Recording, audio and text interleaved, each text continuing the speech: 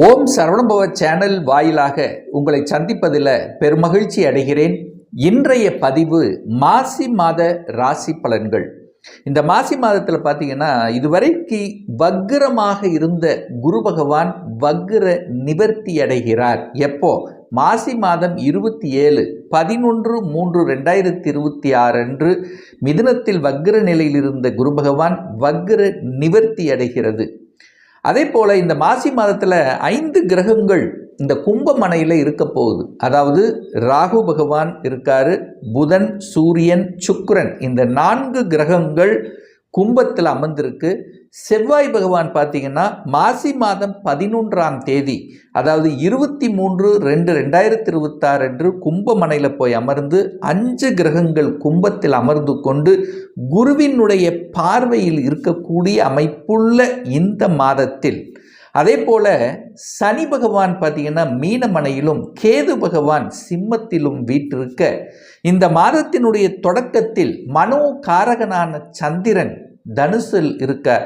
So இந்த கிரக அமைப்புகளை வைத்துக்கொண்டு இந்த மாசி மாதம் என்ன பலன், எப்படி இருக்க போகுது, என்ன மாதிரியான தெய்வ வழிபாடு உகந்தது என்பதை பற்றி டீட்டெயிலாக பார்க்க போகிறோம். இந்த பதிவை முழுவதுமாக பாருங்க. கண்டிப்பாக ஏதாவது ஒரு ரூபத்தில் நிச்சயமாக உங்களுக்கு யூஸ்ஃபுல்லாக இருக்குங்கிறதுல எந்தவித மாற்று கருத்தும் கிடையாது. நம்ம சேனலை நீங்கள் ஃபர்ஸ்ட் டைம் பார்ப்பவர்கள் என்றால் மறக்காம சப்ஸ்கிரைப் பண்ணிக்கிங்க. தனுசு ராசி அன்பர்களே, மாசி மாதம் எப்படி இருக்க போகுது? தனுசு ராசியினுடைய நாதன், அதாவது குரு பகவான் இந்த மாதம் வக்ர நிவர்த்தி அடைகிறது. அதாவது ஏற்கனவே உங்கள் ராசிநாதன் வக்ரமாகி மிதுனத்தில் இருந்தார் அல்லவா, இப்போ இந்த மாசி மாதம் கரெக்டாக 27ஆம் தேதி 11/3/2026 அன்று உங்கள் ராசிநாதனான குரு பகவான் வக்ர நிவர்த்தி அடைந்து உங்கள் ராசியை பார்ப்பதும், முயற்சி ஸ்தானத்தை பார்ப்பதும், லாபஸ்தானத்தை பார்ப்பதும் ஒரு நல்ல அமைப்பு. சில தடங்கல்களை கொடுத்து கொண்டிருந்த தனுசு ராசி என்பவர்களுக்கு அத்தனை தடங்களும் விலகப் போகிறது. மனதில் தன்னம்பிக்கை கிடைக்க போகுது. ஏன் இதை ஸ்ட்ராங்காக சொல்கிறேன் அப்படின்னா, முயற்சி ஸ்தானத்தை பார்க்கிறது. அப்போ தைரிய வீரியம் என்பது பலப்பட போகிறது இந்த மாசி மாதம்.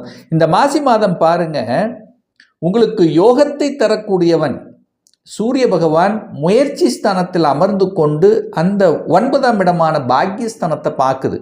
அப்போ பாக்யஸ்தானத்தின் அதிபதியான சூரிய பகவான் பாக்யஸ்தானத்தை பார்ப்பதும், 10க்குரியவன் தொழில் ஸ்தானத்தின் அதிபதியான புதனோடு சேர்ந்து இருப்பதும், சுக்கிரன் லாபஸ்தானத்தின் அதிபதியான சுக்கிரனும் 3ஆம் இடத்தில் உட்கார்ந்துருக்கு. அப்போ 9, 10, 11ஆம் அதிபதிகள், ஏன்னா 9 பாக்கியம், தொழில், லாபம், இது அத்தனையும் பாக்கியஸ்தானத்தை பார்க்குது.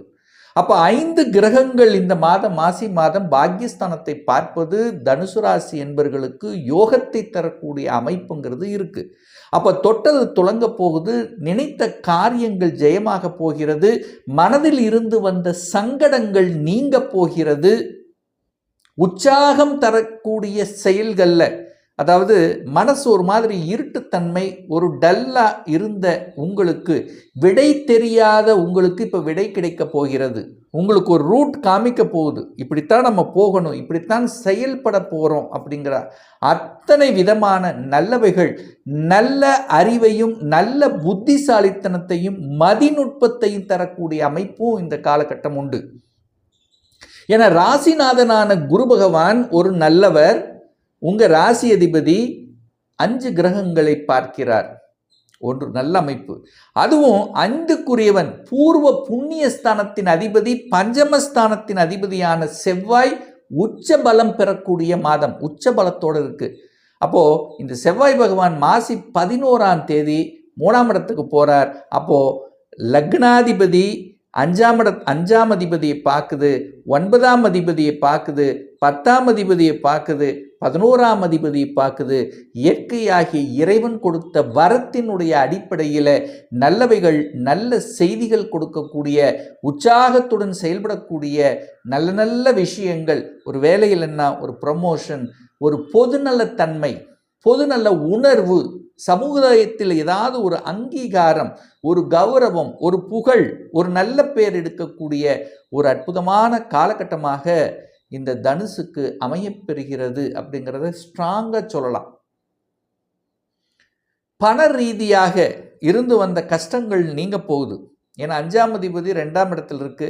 ஆனா என்ன, வரவும் வரும், கொஞ்சம் செலவும் அதிகமாகும். ஏன்னா விரையாதிபதியான செவ்வாய் 2ல இருக்கா. அப்போ ஏதாவது ஒரு செலவும் இருக்கும். அது சுப செலவுகளாக கன்வெர்ட் பண்ணிக்கிறது நல்லது இந்த தனுசு ராசி அன்பர்களுக்கு. பிரயாணம் கை கொடுக்கும். பிரயாணத்தின் மூலமாக அனுகூலம், ஆதாயம் உண்டு. புதிய ஒப்பந்தங்கள் செயல்படுத்தக்கூடிய அமைப்புகள் தேடி வரும். புதிய ஒப்பந்தங்கள் நடக்கும். தகவல் தொடர்பு துறையினால் அனுகூலங்கள், மேன்மைகள் உண்டு. கம்ப்யூட்டர் சம்பந்தப்பட்ட இருக்கிறவங்க தன்னுடைய பேச்சை மூலதனமாக வைத்து செய்யக்கூடிய தொழில்கள் இருக்கின்றவர்கள், அதாவது பணத்தை போடாம புத்தி அறிவை வச்சு செய்யக்கூடிய தொழில்கள் இருக்கக்கூடியவர்களுக்கெல்லாம் நன்மைகள் தரக்கூடிய புதிய ஒப்பந்தங்கள், வீடு வாங்குறதுக்கு ஒரு ஒப்பந்தம் போடுறதுக்கு, அல்லது வீட்டை வாங்கக்கூடிய அமைப்பு, வீட்டை ஆல்டர் பண்ணக்கூடிய அமைப்பு, புதிய வாகனங்கள் வாங்கக்கூடிய யோகம், இடம் சார்ந்த விஷயத்தில் ஒரு இடத்தை வாங்கிறது, இதெல்லாமே சூப்பராக இருக்கக்கூடிய ஒரு காலகட்டம் தனுசு ராசி அன்பர்கள். ஒரே விஷயம் என்னன்னா, அங்க ராகு உட்கார்ந்துருக்கார்.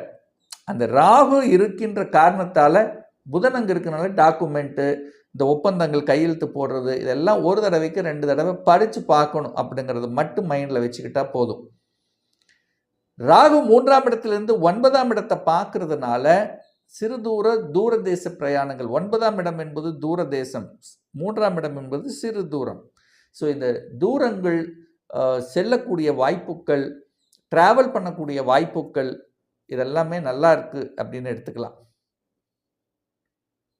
4ஆம் இடத்துல சுகஸ்தானம், சுகத்தை கொடுக்கக்கூடிய 4ஆம் இடத்தில் சனி பகவான், தன 2ஆம் அதிபதி 4ல் இருக்கிறார், இருக்கலாம். குருவின் வீட்டில் இருக்கிறது நல்ல தன்மைதான். அப்போ சனி சம்பந்தப்பட்ட துறையில் இருக்கின்றவர்களுக்கு நல்லவைகள் நடக்கக்கூடிய அமைப்புகள். அதே சமயத்தில் மக்கள் தொடர்பு, மக்கள் கனெக்டிவிட்டிங்கிறது கண்டிப்பாக உண்டு. சூரியன் சிம்மத்தை பார்க்கறதுனால அரசியல்வாதிகளுக்கு அனுகூலம், ஆதாயம் உண்டு. அரசியலில் ஈடுபடக்கூடிய, அரசு சார்ந்த விஷயத்தில் செயல்படுத்தக்கூடிய சில வாய்ப்புகள், சந்தர்ப்பங்கள் உங்களை தேடி வரும். அதை கெட்டியாக பிடித்து கொள்வது நல்லது. 5ஆம் அதிபதி உச்ச பலத்தோடு அமர்ந்து கொண்டு 5ஆம் இடத்தை பார்க்கறது ஒரு கூடுதல் சிறப்பு. அப்போ குழந்தைகளால் நன்மைகள் உண்டாகும். குழந்தை ஸ்தானத்தின் அதிபதியாக இருக்கக்கூடிய செவ்வாய் பகவானை குழந்தை காரக கிரகம் பார்க்கக்கூடிய நிகழ்வு இந்த மாசி மாதம் 11ஆம் தேதிக்கு அப்புறம் நல்லா இருக்கு. அப்போ குழந்தை பாக்கியம் சார்ந்த விஷயங்கள் இந்த மாசி 11க்கு அப்புறம் நல்லா இருக்கு. குழந்தை பாக்கியத்தில் எந்த குறையும் ஏற்படுத்த போவதில்லை. அந்த இடத்தில் ராகு இருக்கிறதுனால ட்ரீட்மெண்ட், செயற்கை முறையில் கருவூட்டல், ஸோ இந்த மாதிரியான ட்ரீட்மெண்ட் எடுத்து செயல்படுத்தவும் கூட சக்சஸ் கொடுக்கக்கூடிய நிகழ்வுங்கிறது இந்த காலகட்டம் நன்மை பயக்கும். அப்போ குழந்தைகளால் அனுகூலம், ஆதாயம் உண்டு. குழந்தைகள் டிராவல் பண்ணக்கூடிய, குழந்தைகள் வெளியில போய் படிக்கக்கூடிய வாய்ப்புகள் தேடி வரக்கூடிய ஒரு காலகட்டமாக அமையும். ஏன்னா குழந்தைகள் நன்றாக இருக்க போது. சூரியன் 9ஆம் இடத்தை பார்க்குது. அரசு எக்ஸாம், ஏற்கனவே டிகிரி முடித்தவர்கள் எல்லாம் அரசு வேலைக்கு செல்லணுங்கிற எண்ணம் இந்த காலகட்டம் ஆழமாக உங்க மனதில் பதியப்படும். கவர்மெண்ட்டுக்குள்ள போயே ஆகணும் அப்படிங்கிற எண்ணம் ஆழமாக உங்க மனசுல ஊறும். கவர்மெண்ட் அல்லது நிர்வாக திறமை சார்ந்த விஷயங்கள் சிறப்பு பெறும். ரைட். சுப காரியங்கள், குரு 7ல் வக்ர நிவர்த்தி அடைகிறது. அப்போ சின்ன சின்ன தடைகள் இருந்திருந்தாலும் அந்த தடைகள் அத்தனையும் தகர்த்தெறியப்படுகிறது. அப்போ திருமண பாக்கியம் கைகூடக்கூடிய அமைப்புகள் நல்லா இருக்கு. அப்போ தனுசு ராசி என்பவர்களுக்கு திருமணம் செய்வதும், ஏற்கனவே திருமணமாகி டிவோர்ஸ் ஆனவர்கள் 2ஆம் திருமணம் செய்யக்கூடிய வாய்ப்புகளும் சந்தர்ப்பங்களும் தேடி வரும். அப்போ ஏற்கனவே இதுவரைக்கும் திருமணமே வேண்டான்னு நினைச்சவங்களுக்கு கூட அந்த எண்ணங்கள் உங்க ஆள் மனதில் ஒரு துணை வேண்டும் என்கின்ற எண்ணம் ஆழமாக உங்க மனசுல பதியப்படும்.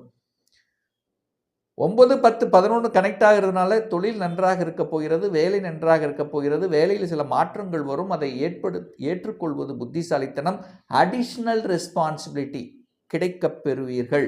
ப்ரமோஷனுக்கு தடையில்லை, இடமாற்றத்துக்கு தடையில்லை, புது ஜாப் தேடுவதற்கும் வேற மாறுவதற்கும் எந்த தடை இல்லை.